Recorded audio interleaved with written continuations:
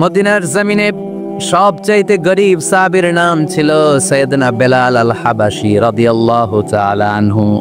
বিশ্বনবীর খাস মুয়াজ্জিন।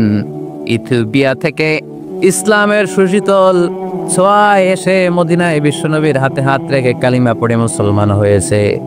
দেখতে ছিল কুচকুচে কালো, কিন্তু হৃদয়টা ছিল সাদা। মদিনার সবচাইতে গরিব সাহাবী। লজ্জাস্থান ঢাকার মতো একটা লুঙ্গি ছিল, এছাড়া আর কিছু ছিল না। শুধু আমাদের লজ্জাস্থান ঢাকার মতো একটা লুঙ্গি আছে, আর কিছু নাই। এরকম কে কে আছেন? হাত তোলেন। কেউ নাই। তার মানে আল্লাহ আমাদের অনেক দিয়েছে, ঠিক কিনা? মদিনার সবচেয়ে গরিব সাহাবীর নাম বেলাল রাদিয়াল্লাহু তাআলা আনহু। লজ্জাস্থানটা ঢাকার কাপড় ছাড়া তার কিছু ছিল না।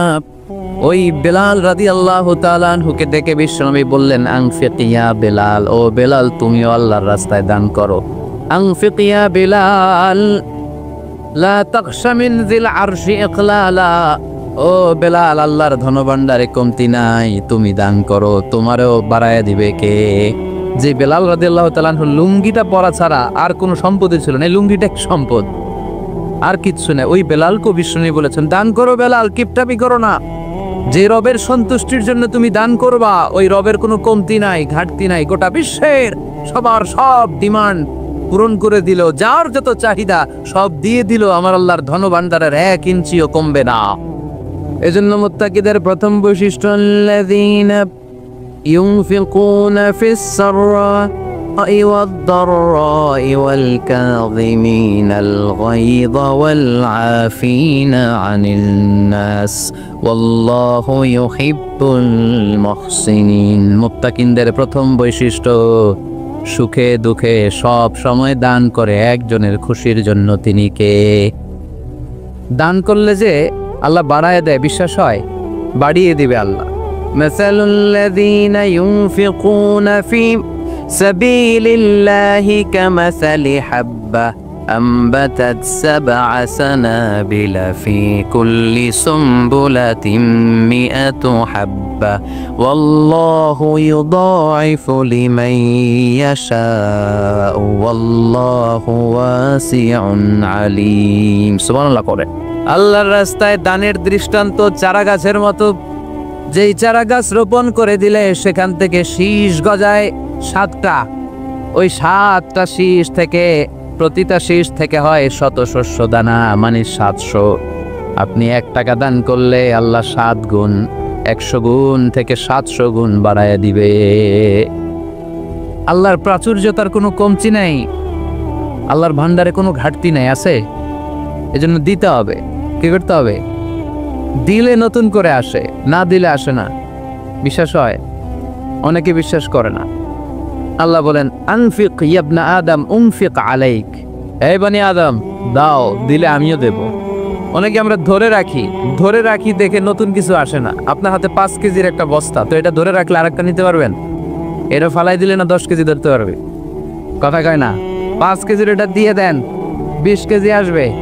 20 কেজির এটা দিয়ে দেন, 40 কেজি আসবে। আর 5 কেজি ধরে রাখলে নতুন কিছু আসবে। আনফিক ইয়া ইবনা আদম উনফিক আলাইক, এ বনি আদম দান করো, তুমি দিলে আমি তোমারে দিব। সুবহানাল্লাহ পড়েন। তবে এই দানটা গোপনে হলে ভালো। প্রকাশ্যে দান করলে আল্লাহ কবুল করে, কিন্তু গোপনে করলে বেশি খুশি হয় কে? গোপন দান। আল্লাহ তাআলার রাগ আর ক্রোধ যদি আপনার উপর থেকে থাকে, গোপন দান আল্লাহর ক্রোধ আর রাগকে কমিয়ে দেয়। গোপন দান করলে আল্লাহ খুশি হয়ে যায়। আল্লাহর যদি কোনো রাগ, গোসা, ক্রোধ থাকে আপনার উপর, এটা কমে যাবে। 7 শ্রেণীর ব্যক্তিকে আল্লাহ তাআলা আরশের নিচে ছায়া দিবেন কিয়ামতের দিন, যেদিন সে ছায়া ছাড়া আর কোনো ছায়া থাকবে না। এর মধ্যে 1 শ্রেণীর ব্যক্তি, রজুলুন তাসাদ্দাকা বিসাদাকা ফাআখফাহা হাত্তা লা তা'লামু শিমালুহু মা তুনফিকু ইয়ামিনুহু। 1 শ্রেণীর ব্যক্তি, 7 শ্রেণীর মধ্যে 1 শ্রেণীর ব্যক্তি যারা আরশের নিচে ছায়া পাবে, যে ব্যক্তি গোপনে দান করে। কত গোপনে? ডান হাত কি দিছে, বাম হাত টের পায় নাই। তার মানে অনেক গোপনে দান করেছে। এই গোপনে দান করলে খুশি হয় কে? আল্লাকা সিররুন ইনদাল্লাহ বাইনাকা আনতা ওয়া বাইনাল্লাহ আল্লাকা সাদাকাতুন তাখফা لا يعلمها إلا الله هل لك سر عند الله بينك أنت وبين الله هل لك صدقات تخفى لا يعلمها إلا الله سبحان الله পড়ে هل لك سر عند الله তোমার আর তোমার রবের মাঝে গোপন কোনো ডিলিংস আছে কি যেটা তুমি আর তোমার রব শুধু জানো? তোমার জীবনে এমন গোপন দান আছে নাকি যেটা আল্লাহ ছাড়া কেউ দেখেনি? ওই দানগুলোরে পছন্দ করে কে? আল্লাহ। যারা দুনিয়ার বুকে সচ্ছল এবং অসচ্ছল অবস্থায় দান করে, কিয়ামতের দিন আমলনামা দেখে তারা অবাক হয়ে যাবে, বলবে আল্লাহ এত ভালো কাজ আমি দুনিয়ায় করি নাই, হয়তো এটা আমার আমলনামা নয়, ফেরেশতারা ভুল করে অন্যের আমলনামা আমাকে দিয়ে দিয়েছে। আল্লাহ বলবেন না আমার ফেরেশতারা ভুল করে না। ফেরেশতারা ভুল করে নাকি? তোমার আমলনামাই তোমার হাতে পৌঁছেছে। দানকারী বলবে আল্লাহ এত ভালো কাজ আমি করি নাই, কি করে এত আমলের পাহাড়? আল্লাহ বলবে ওই যে আমার খুশির জন্য, আমার ভালোবাসায় দুনিয়ার বুকে যে তুমি দান করেছো, ওই দানের সওয়াবটাকে পাহাড় পরিমাণ বড় করে আমি আল্লাহ নিজ দায়িত্বে তোর আমলনামায় ঢুকিয়ে দিয়েছি। সেই বুখারীর বর্ণনা, কামা ইউরাব্বি আহাদুকুম ফুলুওয়াহু, তোমরা তোমাদের গাভী যেমনি পালো। বাছুর পালন কারা কারা দেখি লক্ষ্মীপুরে? মাশাআল্লাহ, অনেক গরু টরু আছে তো এলাকায়। ছাগল পালন কারা কারা? ওট পালন কারা কারা দেখি? ওট নাই। তো আল্লাহ রাসূল সাল্লাল্লাহু আলাইহি ওয়াসাল্লাম বললেন তোমরা যেমনি ওটের বাচ্চা পালো, বাছুর পালো, পেলে পুষে যেমনি বড় করো, তোমার ওই ছোট্ট দান, ওই দানটা যেহেতু আমার খুশির জন্য দিয়েছিল, ওইটারে আমি পালছি। তোমরা যেমনি বাছুর পালছো, আমি আল্লাহ তোমার ছোট্ট দানের সওয়াবটাকে পেলেছি, পেলে পুষে ইয়া বড় উহুদ পাহাড়ের সমান করে এরপরে তোমার আমলনামায় উঠাইয়ে দিছি। তাহলে মুত্তাকি বান্দার প্রথম গুণ, তারা দান করে। ইউনফিকুনা ফিস সাররাহ। লক্ষ্মীপুরের ভাইয়েরা খেয়াল করে শুনেন, মুত্তাকি বান্দাদের প্রথম গুণ, সুখে থাকি আর দুঃখে থাকি আল্লাহর রাস্তায় দান করব আমরা, ঠিক কিনা? সর্বাবস্থায় দান করতে হবে। ফিস সাররা, সুখের সময়ও করব, ফিদ দাররা, দুঃখের সময়ও করব। সুখের সময় যদি আমি বছরে 10,000 টাকা দান করি, দুঃখের সময় 10 টাকা তো দিতে পারবো। কথা বুঝে নাই বোধহয়? কষ্টের সময় অল্প দিব, কিন্তু দেয়ার ধারাবাহিকতাটা আমরা চালিয়ে যাব। পারা যাবে? তাহলে মুত্তাকিদের প্রথম গুণ, আল্লাযীনা ইউনফিকুনা ফিস সাররাই ওয়াদ দাররাই ওয়াল কাযিমিনাল গায়যা ওয়াল আফিনা আনিন নাস ওয়াল্লাহু ইউহিব্বুল মুহসিনিন। মুত্তাকিনদের প্রথম গুণ, সুখে দুঃখে মুত্তাকিরা আল্লাহর রাস্তায় দান করে। এটা বোঝা গেছে না?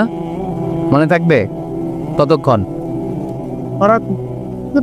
হ্যাঁ, কাল কি বুঝলা যাবে? আজীবন? হ্যাঁ, আজীবন মনে থাকবে? মনের কান দিয়ে শুনতে হবে। এই কান না, মনেও একটা কান আছে, ওই কান দিয়ে শুনলে বলবেন না। তাহলে মুত্তাকিদের প্রথম বৈশিষ্ট্য, যেহেতু আমরা মুত্তাকি হয়ে ফিরে যেতে চাই, মুত্তাকিদের প্রথম বৈশিষ্ট্য আমরা জানলাম, যারা সুখে দুঃখে কি করে? দান করলে বাড়ায় দেয় কে? ধৈর্য রাখলে নতুন কিছু পাওয়া যায়, ওইটা ছেড়ে দেন, ওইটা দিয়ে দেন, তাহলে নতুন কিছুর ব্যবস্থা করবে কে? তাহলে এটা বুঝে ফেলছেন না? হজম হয়েছে, হজম, এটার হজম করে ফেলেন, হয়ে গেছে গা।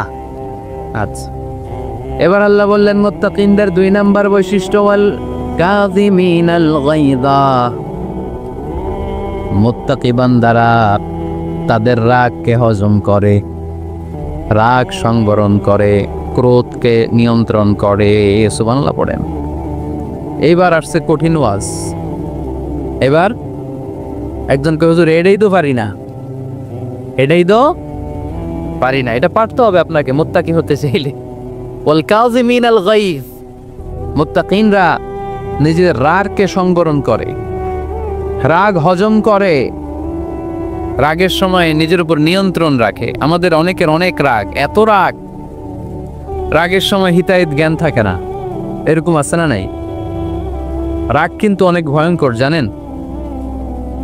রাগ বেশি কার কার? লক্ষ্মীপুরের দেখি তো। হাইছে আছে তো দেখি, 3-4 জনের রাগ আছে না? বাকি সব আল্লাহর ওলি। লক্ষ্মীপুরের ঘরে ঘরে রাগ না লক্ষ্মীপুরের মানুষ অনেক ভদ্র, শান্তশিষ্ট, রাগ টাগ নাই। আলহামদুলিল্লাহ। হ্যাঁ, বাঙ্গালায় তো এই রাগ ভয়ঙ্কর। এটা রাগ কিন্তু ভয়ঙ্কর। মানুষ যখন রাগ করে তখন তার হিতাহিত জ্ঞান থাকে, কি করে কি বলে সে জানে। পৃথিবীর সবাই আমরা রাগী, কেউ কম কেউ বেশি। এটা ভেরি ন্যাচারাল। আমাদের দেহে একটা হরমোন আছে, অ্যাড্রেনালিন বলে আর কি এটাকে। Adrenaline hormone triggers up your bodies fight response. এটা যখন নিঃসরিত হয় দেহ থেকে, আপনার বডি তখন ফাইট করতে মনে চায়। কোপায়ালামো, মাইরালামো তরে, হোতায়ালামো অক করে, এরকম একটা অ্যাটিটিউড চলে আসে না? এটা ন্যাচারাল। এই অ্যাড্রেনালিন হরমোন যখন নিঃসরিত হয়, এটা আপনার ফাইট রেসপন্সকে ট্রিগার আপ করে। তখন আপনার দেহ খুব উত্তেজিত, ফাইট করতে মনে চায় এখনই ধরি ওরে। আসলে নাই, তবে এটা ভালো কাজে লাগাইতে হবে। রাগটা পারা যাবে না। রাগ কিন্তু খুব ভয়ঙ্কর। এই রাগের শারীরিক মানসিক অনেক ক্ষতি আছে। হার্ট অ্যাটাক করে অনেকে রাগে, স্ট্রোক করে ফেলে। রাগ হচ্ছে অনেকটা ঝড়ের মতো। কিসের মতো? ঝড় যেমনি একদিক থেকে এসে সব লন্ড ভন্ড করে দিয়ে অন্য দিক দিয়ে ছুটে চলে যায়, যখন ঝড়টা হয় তখনও তো টের পাওয়া যায় না। রাগও তেমন। যখন রাগটা আসে, কি যে করে ফেলছি তখন বোঝা যায় না। রাগ চলে যাওয়ার পরে, মাথা ঠান্ডা হওয়ার পরে তখন বোঝা যায়, হায় রে এটা কি করলাম। রাগের সময় দিয়ে দিছে তালাক। রাগের সময় কি করছে? রাগ যখন শেষ তখন কয়, হায় হায় বউ, তুমি তো আমার কৈতরি, তুমি তো আমার টুনটুনি, তুমি আমার ময়না পাখি। তো রাগের সময় ওটা খেয়াল ছিল না। তো এরকম অনেক, যেহেতু হিতাহিত জ্ঞান থাকে না, অনেক দুর্ঘটনা ঘটে যায়। মারামারি হয়, সম্পর্কে অবনতি হয়, স্বামী স্ত্রী সম্পর্কের বিচ্ছেদ ঘটে, বাবা ছেলের সাথে রাগ করে না। বাপে কই দিমু না তোরে, কিচ্ছু দিমু না। পোলায় কই দিবা না কে? বাপে কই দিলাম না। পোলায় কই মারলাম তোমারে। বাপে কই তোরে ত্যায্য করলাম। পোলা কই কূপ দিলাম। আছে না নাই? শুনবেন এরকম বাবা ছেলে হতাহতের ঘটনা। হাজবেন্ড ওয়াইফ ডিভোর্স পর্যন্ত গড়ায়। বন্ধু বন্ধুর সম্পর্ক নষ্ট হয় এই রাগের কারণে। দেখছেন, আল্লাহ যেখানে যত ফোঁটা দেয়া দরকার ওই জায়গায় অত ফোঁটা দেয়। এটার নাম ইসলাম। এজন্য আল্লাহ বললেন, মুত্তাকিদের 2 নাম্বার গুণ আল কাযিমিনাল গায়জ। মুত্তাকিনরা রাগকে সংবরণ করে, তারা অল্পতে চটে যায় না, তারা হট টেম্পার্ড না, তারা বুঝে শুনে কাজ করে, নিজের ক্রোধ আর রাগকে সংবরণ করতে জানে। সুবহানাল্লাহ পড়ে। আল্লাহ রাসূল বললেন, লাইসা শাদীদু বিসুরআহ, কুস্তি করে যে অন্যকে শোয়ায় ফেলতে পারে সে শক্তিশালী নয়। ইন্নামা শাদীদুল্লাযী ইয়ামলিকু নাফসাহু ইনদাল গাদাব, রাগের সময় যেই ব্যক্তি নিজের উপরে নিয়ন্ত্রণ রাখতে পারে আল্লাহর কাছে সেই হলো শক্তিশালী। এক একটা কথার ওজন দেখছেন আল্লাহ রাসূল সাল্লাল্লাহু আলাইহি ওয়াসাল্লামের। লাইসা শাদীদু বিসুরআহ, যে কুস্তি খেলতে পারে ভালো সে শক্তিশালী না, বরং ইন্নামা শাদীদুল্লাযী ইয়ামলিকু নাফসাহু ইনদাল গাদাব, রাগের সময় যে নিজেকে নিয়ন্ত্রণ করতে পারে সেই শক্তিশালী। সুবহানাল্লাহ। এজন্য আমি মুত্তাকি হমু হুজুর। হুজুর আজকের ওয়াজ শুনে আমি মুত্তাকি, শুধু হাত দিলে মুত্তাকি বললে হবে? রাগ নিয়ন্ত্রণের, রাগ কন্ট্রোল করার অভ্যেস নিজের মধ্যে জাগ্রত করতে হবে, ঠিক কিনা? এক সাহাবী এসে বললেন, ইয়া রাসূলুল্লাহ আউসিনি ইয়া রাসূলুল্লাহ, আমারে কিছু নসিহত করেন। বিশ্বনবী বললেন, লা তাগদাবু, সাহাবী তুমি রেগে যেও না। সাহাবী বললেন, নবী আবার ওসিয়ত করেন। বিশ্বনবী বললেন, তুমি রেগে যেও না। সাহাবী বললেন, শুনলাম তো এটা, আরেকটা কিছু কোন। বিশ্বনবী বললেন, রেগে যেও না। রাদ্দাদা মিরারান, বারবার যতবার সাহাবী বিশ্বনবীর কাছে নসিহত চাইলেন, বিশ্বনবী একটা নসিহতই করলেন, রেগে যেও না, কারণ রেগে গেলেন তো হেরে গেলে। রেগে গেলেন তো হেরে গেলেন। ওরা আপনারে রাগাতে চাইবে, আপনি ঝগড়া করতে চান না, ওরা আপনারে পায়ে পাড়া দিয়ে ঝগড়ায় নামাতে চাইবে। চিল্লা এখন ঠিক কি না? ওরা পায়ে পাড়া দিয়ে ঝগড়া করবে, ওরা আপনারে অলওয়েজ পোক করবে, ওরা আপনারে হট টেম্পার্ড বানাতে চাবে, আপনারে অস্থির করে দিতে চাবে। কিন্তু ফর্মুলা আমাদের ভালো জানাস, আমরা কোরআন থেকে ফর্মুলা নিয়ে চলি, মানব রচিত কোনো ফর্মুলায় আমরা চলি না। জোরে বলেন ঠিক কিনা? মুত্তাকিনদের 2 নম্বর বৈশিষ্ট্য বল কাযিমিন আল গাইজ, মুমিনরা নিজেদের রাগকে নিয়ন্ত্রণ করে। রাগ নাই কার, ক্ষোভ নাই কার, কিন্তু মুমিনরা মুত্তাকিনরা চাইলেই রাগ দেখায় না। তারা রাগকে কি করে? পারবেন আজকে থেকে ভাবির আর বকবেন না তো, ঝগড়া করবেন না তো, ছেলে মেয়েদের উপর উত্তেজিত হবেন না তো, হ্যাঁ? রাগারাগি করবেন, মনে থাকবে তো? আল্লাহ রাসূল সাল্লাল্লাহু আলাইহি ওয়াসাল্লাম কখনোই রাখতেন না। সুবহানাল্লাহ নাই? আল্লাহ রাসূল সাল্লাল্লাহু আলাইহি ওয়াসাল্লাম কখনোই, ওনার সাথে কেউ খারাপ আচরণ করলে উনি রাখতেন না। ওনাকে অত্যাচার করা হয়েছে, তিনি রাখতেন না। জুলুম করা হয়েছে, তিনি রেগে যেতেন না। রাসূল সাল্লাল্লাহু আলাইহি ওয়াসাল্লাম মক্কায় যখন নামাজ পড়তেন, উটের পচা নাড়ি ভুঁড়ি আল্লাহ রাসূল সাল্লাল্লাহু আলাইহি ওয়াসাল্লাম ঘাড়ে আর পিঠের উপর চাপিয়ে দেয়া হতো। আমাদের কার কার পিঠের উপর নামাজ অবস্থায় উটের বা গরুর নাড়ি ভুঁড়ি চাপায়া দেয়া হয়েছে এলাকায়? আছে কেউ? নাই। তায়েফের ময়দানে আল্লাহ রাসূল সাল্লাল্লাহু আলাইহি ওয়াসাল্লাম দাওয়াত দিতে গেলেন, নিজের লাভের জন্য না তায়েফবাসীদের লাভের জন্য? খেয়ে না খেয়ে দিন প্রচারের কাজে নিজেকে দিয়েছ বিলিয়ে, তায়েফের কাফিরেরা চিনল না সে আলো, দুষ্ট ছেলেদের পিছু দিল লেলিয়ে, পাথরের আঘাতে ক্ষত বিক্ষত হয়ে সারা শরীর থেকে রক্ত ঝরে। হে রাসূল তোমাকে ভুলি আমি কেমন করে, হাজার ব্যথা বেদনার পরে।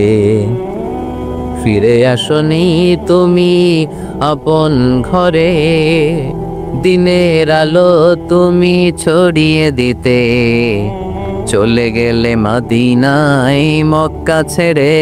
হে রাসূল তোমাকে ভুলি আমি কেমন করে, হে রাসূল তোমাকে ভুলি আমি কেমন করে। ঠিক কিনা? তায়েফের ময়দানে রক্তাক্ত হলেন 3টা জায়গায়, দেখে এসেছি আমি। এখানে আহত করা হলো, আবার উঠে দাঁড়ালেন, আবার পাথর মারা হলো। কোন গায়ে পাথর মেরেছো তোমরা? এরকম সুন্দর শরীর পৃথিবীর কোনো দ্বিতীয় মানুষের ছিল নাকি? এত সুশ্রী মানুষ, শুভ্র মানুষ, পরিচ্ছন্ন মানুষ দুনিয়াতে দ্বিতীয়টা ছিল না। এত নুরানি চেহারার মানুষ পৃথিবীতে দ্বিতীয়টা নাই। এই মহানবীকে ওরা পিটিয়ে রক্তাক্ত করেছে, পাথর মেরে রক্তাক্ত করেছে। 3 বার গেছি ওদের লাভের জন্য, ওরা আমারে মারলো। তারপর রাসূল সাল্লাল্লাহু আলাইহি ওয়াসাল্লাম কি রেগে গিয়েছেন?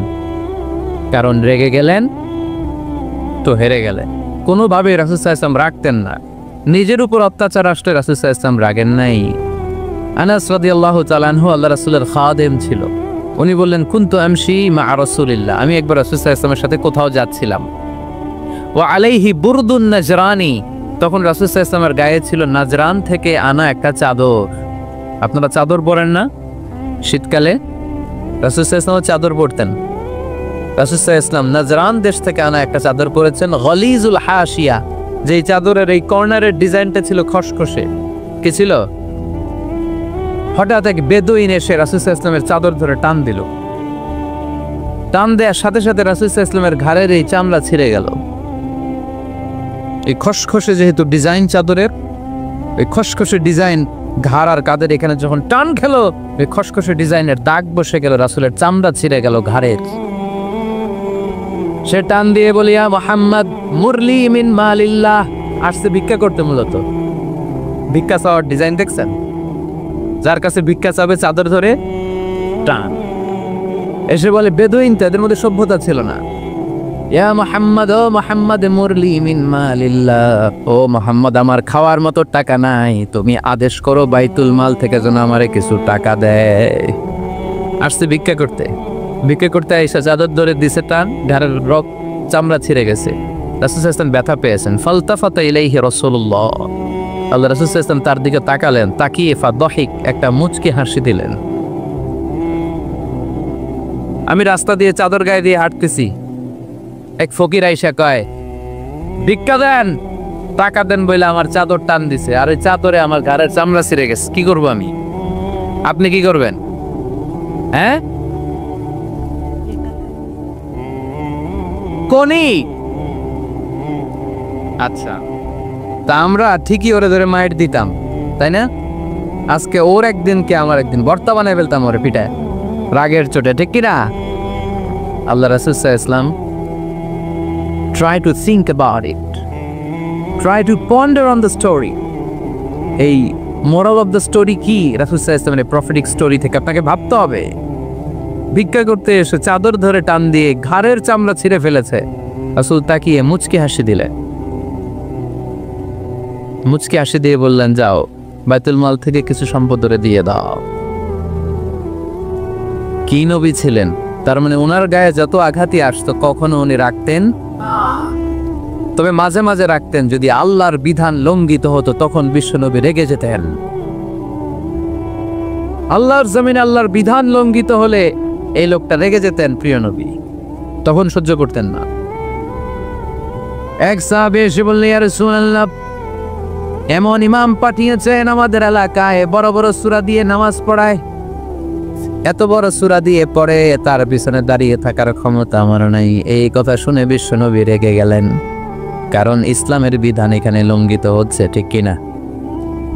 এত রাগলেন, চেহারা আগুনের গোলার মতো লাল হয়ে গেল। এই সাহাবীকে ডেকে পাঠিয়ে ধমকালেন, খবরদার, তোমরা মানুষকে দিন থেকে ভাগিও না, সহজ করে ইসলামকে উপস্থাপন করো, জামাতের ইমামতির চান্স পেলে লম্বা কেরাত পড়ো না, একটা মিডিয়াম স্ট্যান্ডার্ড রেখে কেরাত করবা, কারণ তোমার পেছনে অসুস্থ লোক থাকতে পারে, মুসল্লি, মুসাফির থাকতে পারে, তাই না? আবার মদিনাতে বনু মাখজুমিয়া গোত্রের এক নারী চুরিতে ধরা পড়ল। কিসে? চুরির বিধান কি?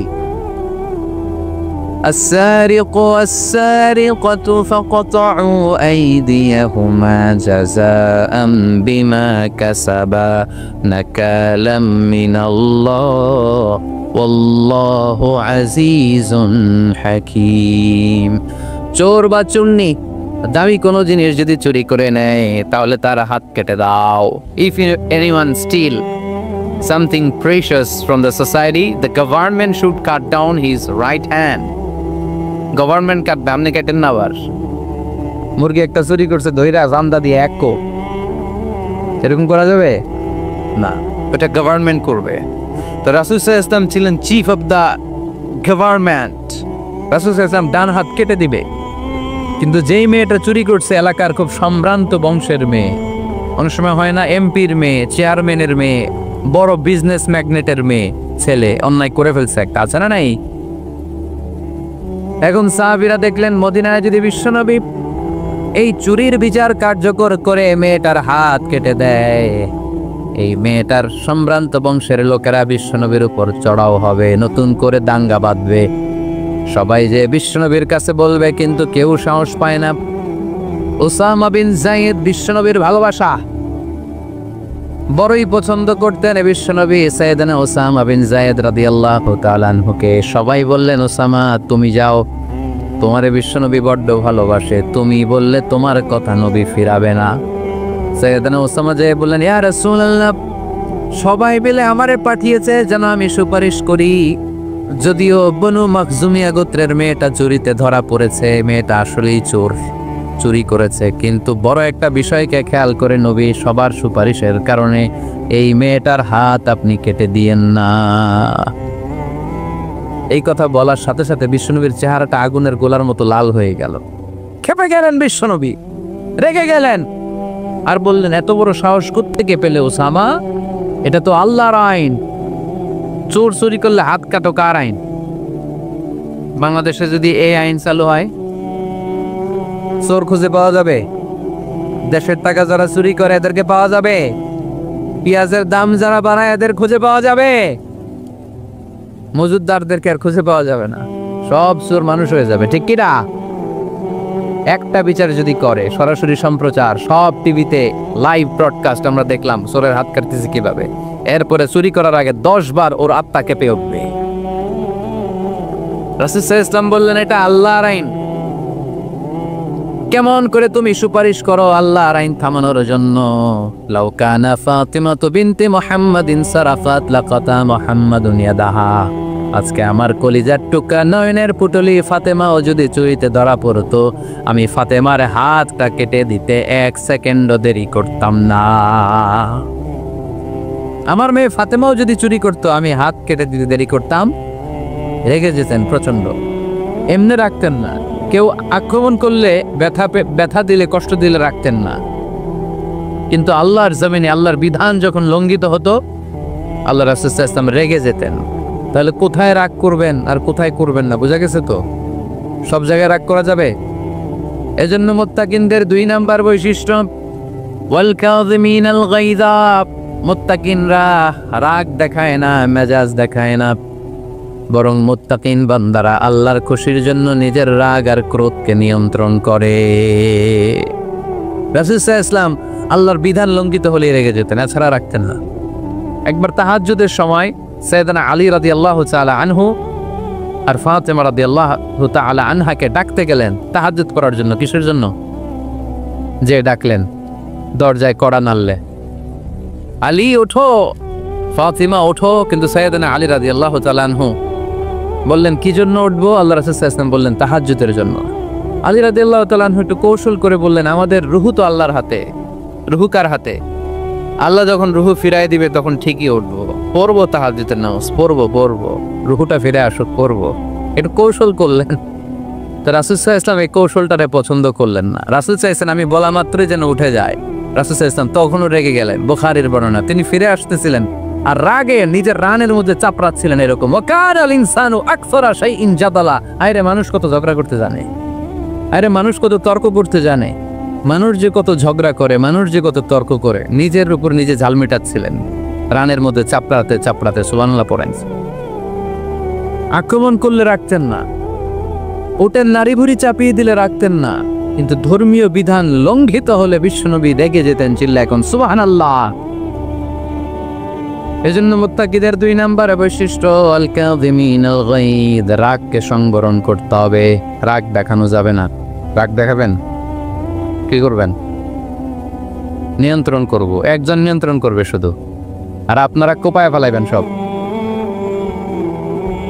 মাশাআল্লাহ। আরে বলো, কি করবা? এভাবেই তো সমাজ পরিবর্তন হয়। শুনতে হবে তো আমার কথা, শুনতে হবে, জানতে হবে, দেন মানতে হবে। পরিবর্তনটা আস্তে আস্তে হয়। এই গুণে ধরা সমাজ এমনি নষ্ট হয় নাই, দীর্ঘদিনে নষ্ট হয়েছে। এটা ঠিক করতে হইলে আমাদের দীর্ঘ সময় লাগবে, দীর্ঘদিন লাগবে, অনেক ঘাম ঝরাতে হবে, অনেক পথ যেতে হবে, মাইলস টু গো, ঠিক কিনা? তাহলে রাগ দেখানো যাবে না। রাগকে কি করব? কন্ট্রোল করব। সবাই রাজি? যারা হাত তুলছিলা যে আমার রাগ বেশি, তোমাদের জন্য tips, how to control anger, কিভাবে রাগ কমাতে হয়। আল্লাহ রাসূল সাল্লাল্লাহু আলাইহি ওয়াসাল্লাম এটাও শিখাই দিছে। শুধু হুজুরই কইছে সুবহানাল্লাহ। সুবহানাল্লাহ বললে কি গুনাহ হবে? একবার সুবহানাল্লাহ বললে আকাশের জমিনের মাঝখানে সব ফাঁকা জায়গাটা সওয়াব দিয়ে ওই সওয়াব আল্লাহ আপনার আমলনামায় ঢুকায় দিবে।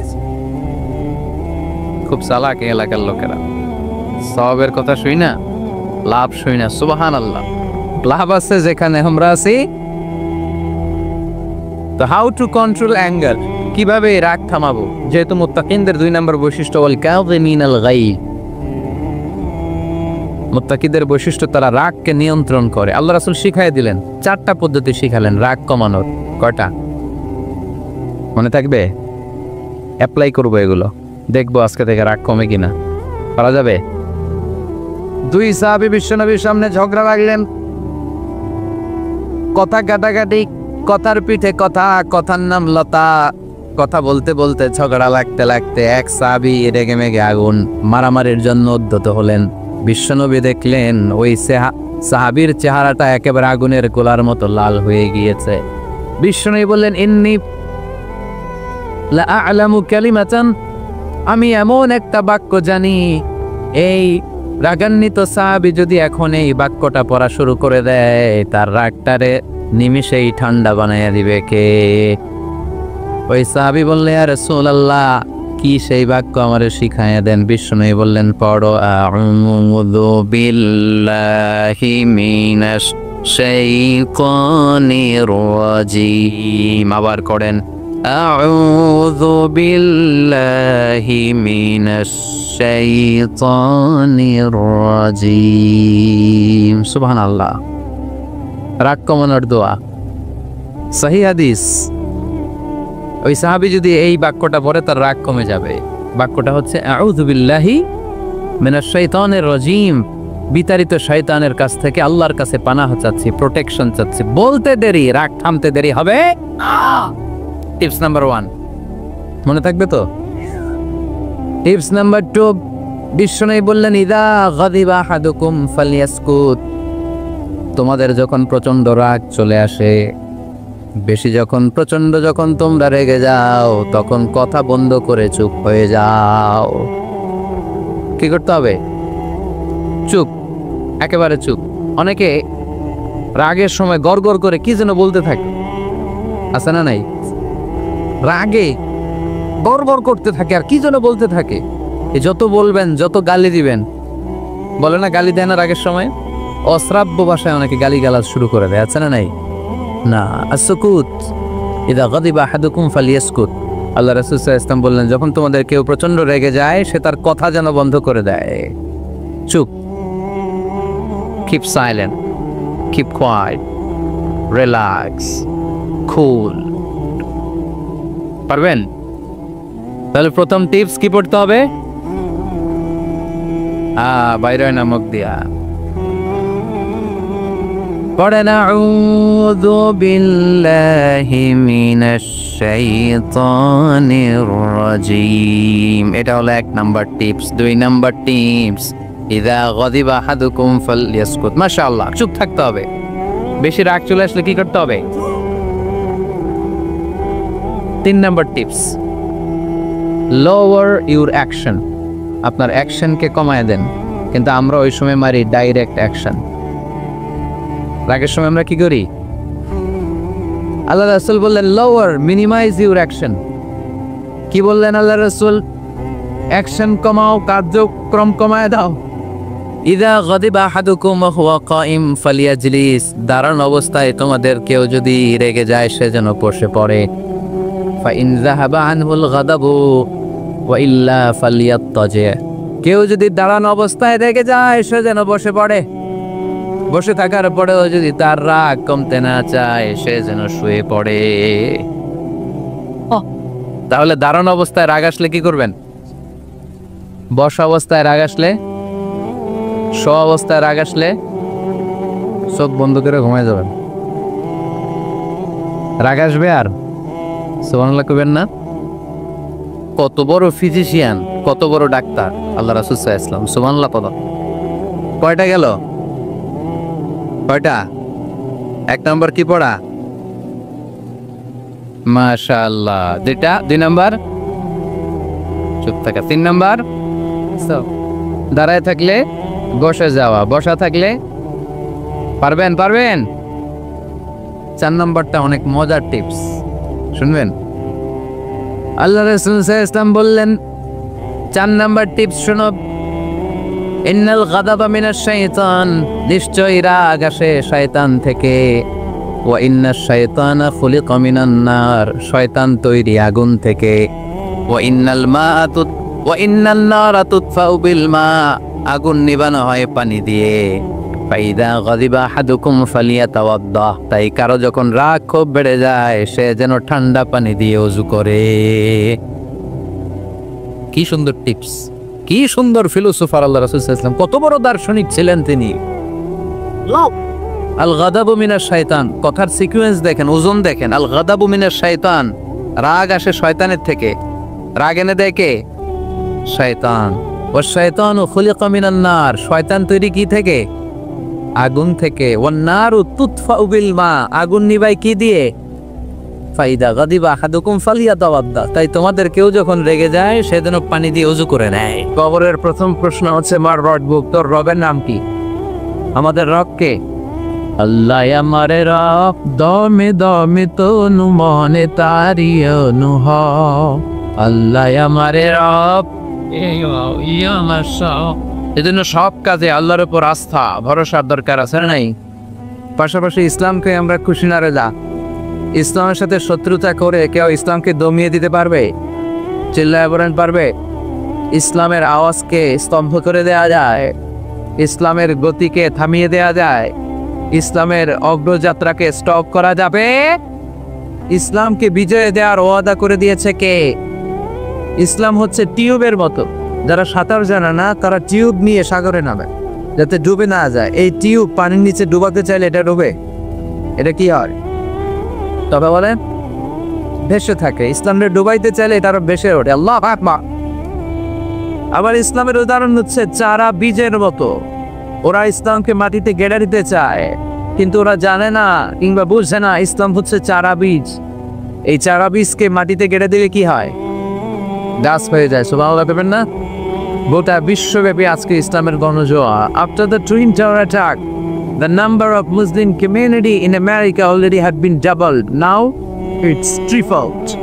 টুইন টাওয়ার অ্যাটাকের আগে গোটা বিশ্বব্যাপী মুসলমান যা ছিল, অ্যাটাকের পরে তার ডাবল হয়ে গেছে, এখন এটা 3 গুণ বেড়ে গিয়েছে। গোটা বিশ্বব্যাপী গণজোয়ার, কেউ এই গণজোয়ারকে রুখতে পারবে?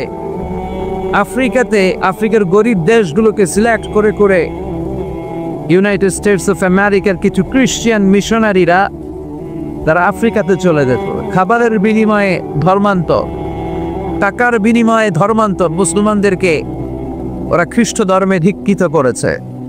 এখন গোটা বিশ্বব্যাপী ইসলামী স্কলারদের টনক নড়েছে। অনেক স্কলার আছে যারা আফ্রিকাতে যে ইসলামের দাওয়াত পৌঁছে দিচ্ছে। আমি এটা দেখেছি, একজন স্কলার উনি একসাথে আফ্রিকার অনেকগুলো গ্রামের কয়েক হাজার খ্রিস্টানকে এক ময়দানে দাঁড় করিয়ে কালিমা পড়িয়ে মুসলমান বানিয়ে দিয়েছে। ঝিনুকের ভেতর লুকিয়ে থাকে যেমন মতি, ঝিনুকের ভেতর লুকিয়ে থাকে যেমন মতি, কালমা শাহাদাতে আছে আল্লাহর জ্যোতি, কালমা শাহাদাতে আছে আল্লাহর জ্যোতি। পড়েন সবাই। ঝিনুকের ভেতর লুকিয়ে থাকে যেমন মতি, ঝিনুকের ভেতর লুকিয়ে থাকে যেমন মতি, কালমা শাহাদাতে আছে আল্লাহর জ্যোতি, কালমা শাহাদাতে আছে আল্লাহর জ্যোতি। চিল্লারে পড়েন আল্লাহু আকবার। ওই আল্লাহর জ্যোতি, ওই ইমানের নূর যদি কোনো মানুষের অন্তরে স্থান করে নেয়, পৃথিবীর কোনো শক্তি তাকে থামিয়ে রাখতে পারে? স্যামুয়েল হ্যান্টিংটন একটা বই লিখেছিল, দ্য ক্লাশেস অফ সিভিলাইজেশন, সভ্যতার সংঘাত। পৃথিবীতে অনেক সংঘাত হয়েছে, অনেক সভ্যতা গড়ে উঠেছে। সিন্ধু সভ্যতা, আর্য সভ্যতা, মহেঞ্জোদারো সভ্যতা, মিশরীয় সভ্যতা, বৈদিক সভ্যতা, চীনা সভ্যতা। এখন গোটা বিশ্বব্যাপী সুপার পাওয়ার হচ্ছে আমেরিকা। ধারণা করা হচ্ছে কিছুদিন পরে সুপার পাওয়ার হবে চীন। অনেকে বলছে তারপরে সিরিয়ালে আছে ইন্ডিয়া। একটার পর একটা সুপার পাওয়ার আসছে, কিন্তু গবেষণায় ধরা পড়েছে সব সুপার পাওয়ার ধূলিসাৎ হয়ে যাওয়ার পরে যে সুপার পাওয়ারের পতাকা পতপত করে পৃথিবীর মধ্যে উঠবে সেটার নাম হচ্ছে ইসলাম। এজন্য ইসলামের অগ্রযাত্রাকে বন্ধ করা যাবে। ইসলাম পেয়ে আমরা খুশি নেবে দা, বিশ্বনবীকে নবী হিসেবে পেয়ে খুশি নেবে দার, কোরআনকে সংবিধান হিসেবে পেয়ে খুশি নেবে দা। এই 4টা জিনিসের দরকার আছে না নাই? এই 4টা জিনিসের বিরুদ্ধে যারা কথা বলে আমরা তার বিরুদ্ধে চিল্লাই, এখন কি কিনা? এই 4টা জিনিসের পক্ষে যারা কথা বলে তাদের জন্য আমাদের অন্তরে ভালোবাসা আছে না নাই? এজন্য এই 4টা জিনিসের বিরুদ্ধে যদি কথা বলা হয়, প্রতিবাদ করার দরকার আছে না নাই? আল্লাহরে গালি দেওয়া হয়, বিশ্বনবীকে গালি দেওয়া হয়, কোরআনকে নিয়ে কটূক্তি করা হয়, আর মুসলমান প্রতিবাদ করবে না, সে মুসলমান নয়, সে মুনাফিক। চিল্লায় এখন ঠিক কিনা? এজন্য এই চ্যাপ্টার সম্মানিত জিনিসের বিষয়ে যদি কটূক্তি করা হয়, প্রতিবাদ করার জন্য দরকার আছে নাই? প্রতিবাদ করতে যে গর্জে ওঠা দরকার আছে নাই? আজকে যে বইটা থেকে আমরা কয়েক মিনিট কথা শুনবো, বলেন তো, চিল্লায় বলেন, এই বইটার নাম কি? এই কোরআনে কোনো ভুল আছে? কোনো সন্দেহ আছে? কোনো সংশয় আছে? থাকবে কেমন করে? কারণ বইটাকে নাজিল করেছে কে?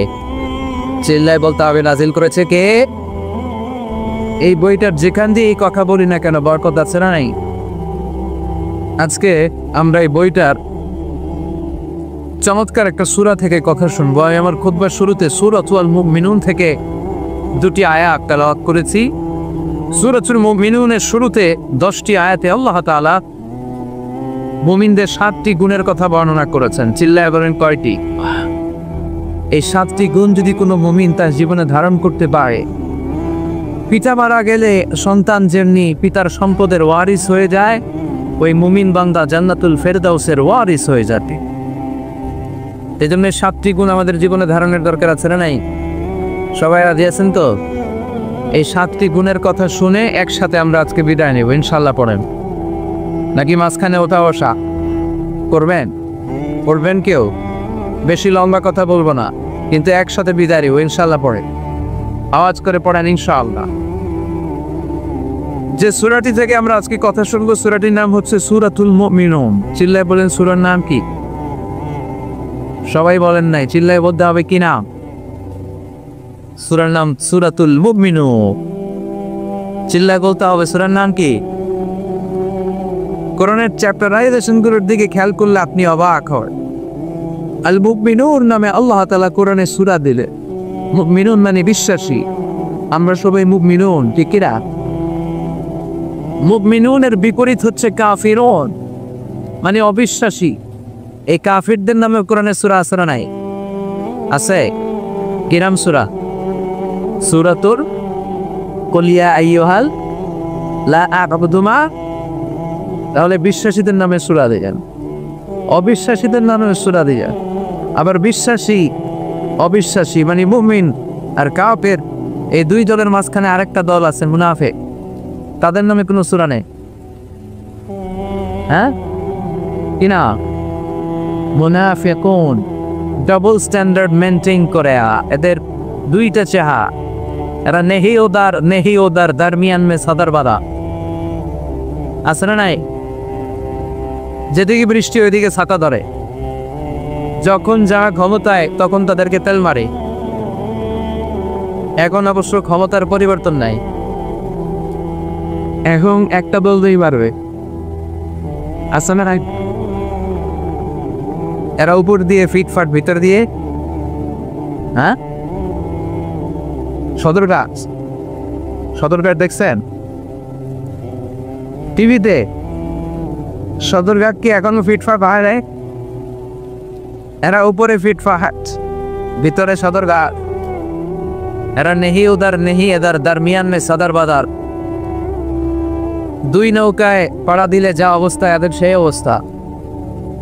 এরা ডানেও না বায়েও না, কই যাবে নিজেও জানে না। মাঝে মাঝে মনের এলাকায় বুজুর্গ লয়ে থাকলে আল্লাহ রহমত পাওয়া যায়। আবার মাঝে মাঝে কয় না, শাহবাগের মঞ্চে উঠে বক্তব্য দেয়, তাহলে টাকার বান্ডিল পাওয়া যা। এরা হচ্ছে মুনাফিক, দুমুখোশা। এদেরকে চিনা যায় না। আল্লাহ এদেরকে বলেছেন মুযাবযাবিন, লা ইলাহা উলা ওয়া লা ইলাহা উলা। এরা এদিকেও যায় না, ওইদিকেও যায় না। এরা দুদেল বান্দা। এরা কি? চিল্লায় বলতে হবে, এরা কি?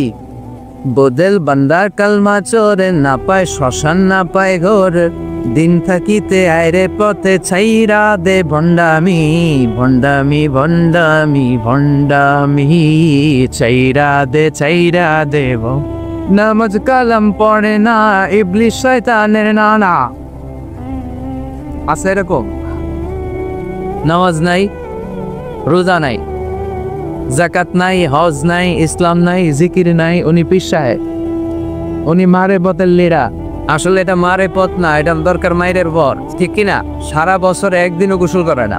এরকম ভণ্ড পীর আছে না নাই? 365 দিন আল্লাহর, একদিনও গোসল করে না, কখনোই গোসল করে না। পুরো বছরে গোসল নাকি করে একবার, আর যেদিন করে ওই দিন ওর গোসলের বাণী মুরিদরা সব খায়া পালায়। আছে না নাই? এগুলোর সাথে ইসলামের কোনো সম্পর্ক আছে? দোদেল বান্দা কালমা চোরে, না পায় শ্মশান না পায় ঘোর, দিন থাকিতে আয়রে পথে চাইরা দে ভণ্ডামি ভণ্ডামি ভণ্ডামি ভণ্ডামি, চাইরা দে ভণ্ডামি। ঠিক না? ডাবল স্ট্যান্ডার্ড মেনটেন করে। দুবো হসা, এদিকেও না ওদিকেও না, নেহি আদা নেহি ওদা, মুখে এক ভিতরে এক বাইরে আর এক, তার নাম মুনাফিক। কথা হলেন, ভিতরে এক বাইরে আর এক, তার নাম মধুর হই দই সব মুখস্থ। মধু হই হই বিষ হাবাইলা, মানে বলে মধু বাটিতে করে নিয়ে আসছে, বলে মধু, আসলে কি এটা কি হোমির নাম না হয়? তো এই মুনাফিকদের নামেও কোরআনে সূরা আসরা নাই। তো মুমিনদের নামে আল্লাহ তাআলা কোরআনে সূরা দিলেন, কাফিরদের নামে আল্লাহ তাআলা কোরআনে সূরা দিলেন। আবার মুমিনও না কাফিরও না, জানেও না বায়াও না, মাঝখানে মুনাফিক, এদের নামে আল্লাহ তাআলা কোরআনে সূরা দিলেন। পড়েন সুবহানাল্লাহ। এখন বলেন, the decision is yours, choice হচ্ছে আপনার, দ্য চয়েস ইজ ইয়োর্স, সিদ্ধান্ত আপনার। আপনি কি কাফিরদের দলে যাবেন, না মুনাফিকদের দলে যাবেন, নাকি মুমিনদের দলে যাবেন? আল্লাহ তুমি তৌফিক দাও। তো মুমিনদের দলে যেতে হলে মুমিনদের যে কোয়ালিটি ক্যারেক্টারিস্টিক্স থাকা চাই সেগুলো আমাদের মধ্যে থাকার দরকার আছে আর নাই? আসল সম্মানিত ভাইয়া, আজকের এই চমৎকার রজনীতে, এই দামি মুহূর্তে আমরা আল্লাহর কোরআন থেকে আলোকিত হই। Let's enlighten our life. আসুন এই কোরআন থেকে নিজেদেরকে আলোকিত করি, জেনে নেই কি কি গুণাবলী একজনের মুমিনের থাকা চাই, যেগুলো না থাকলে একজন মানুষ মুমিন দাবি করতে পারে না। সূরার নাম হচ্ছে সূরাতুল মুমিনুন। তবে মনে রাখতে হবে, ঈমানটা হতে হবে পরিপূর্ণ। ঈমানটা হতে হবে খন্দিত নয়, পুরোপুরি ঈমান, পাক্কা ঈমানদার। কিছু বললাম কিছু সারলাম, এটা কি মুমিন হতে পারে? আপনি যদি বলেন কোরআনের অর্ধেক মানি, বাকি অর্ধেক মানি না, মুমিন? আওয়াজ করে বলেন, সে কি মুমিন? ইসলামের যে জায়গাগুলো, যে কথাগুলো, যে বিধান, যে ভার্ডিক্ট গুলো মানতে তার সহজ লাগে ওগুলো মানে, যেগুলো কঠিন ওগুলো মানে না, সে কি মুমিন? মিষ্টি খাওয়ার সুন্নাত মানে, মায়ের খাওয়া যে সুন্নাত ওইটা মানে না, এরকম ডাকাত আছে না নাই? সুন্নাত শুধু নয় সুমধুর আলাপ, আর সুন্নাত হলো হুঙ্কার গর্জ। সুন্নাত শুধু নয় নির্জন ধ্যানে যাওয়া, আর সুন্নাত হলো পাথরের আঘাত পাওয়া। মোহাব্বতে তার সুদিনের সাথী তুমি, দুর্দিনেও তার পাশে থাকো কি। আরো কিছু সুন্নাহ আছে তুমি জানো ই, জানলেও জীবনে কখনো তা মানো কি। সুন্নাত নাই শুধু দাওয়াতের মেহমান, সুন্নাত নাই শুধু খাওয়া শেষে মদ্যপান। আরো কিছু সুন্নাহ আছে তুমি জানো কি, জানলেও জীবনে কখনো তা মানো কি। চিল্লায় বলেন ঠিকই না? তার মানে মানলে আপনাকে পুরোটাই মানতে হবে, ইসলামকে খণ্ডিত করে মানা যায় না। It's a total package, it's a total package.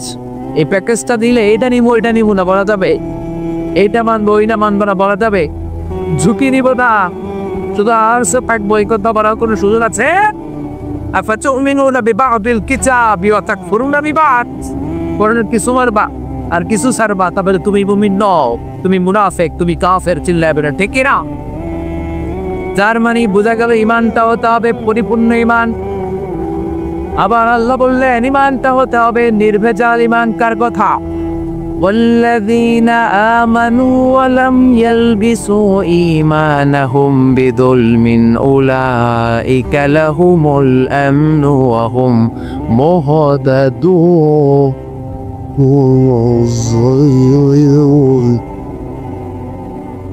ইমানটা হতে হবে নির্ভেজাল ইমান। ওই ইমানের মধ্যে শিরকের কোনো ছিটে ফোঁটা থাকা যাবে না। ওয়াল্লাযীনা আমানু, যারা ঈমান আনলো, ওয়ালাম ইয়ালবিসু ঈমানাহুম বিযুলমিন, তাদের ঈমানের সাথে শিরক তারা মিশ্রিত করলো না, উলাইকা লাহুমুল আমনু ওয়া হুম মুহতাদুন, তাদের জন্য আছে নিরাপত্তা, তাদের জন্য আছে আল্লাহর পক্ষ থেকে হেদায়েত। পড়েন সুবহানাল্লাহ। তার মানে ঈমানটা হতে হবে নির্ভেজাল, শিরক থাকতে পারবে না। আল্লাহ সব মাফ করে, শিরক মাফ করে। আওয়াজ করে বলেন, শিরক মাফ করে। শিরক মানে আল্লাহর কাছে না চেয়ে গায়রুল্লাহর কাছে চাওয়া, অন্য কারো কাছে চাওয়া। বিষ্ণু বলেছেন, ইদা সালতা ফাসআলিল্লাহ ওয়া ইদা ইসতাআনতা ফাসতাইন বিল্লাহ।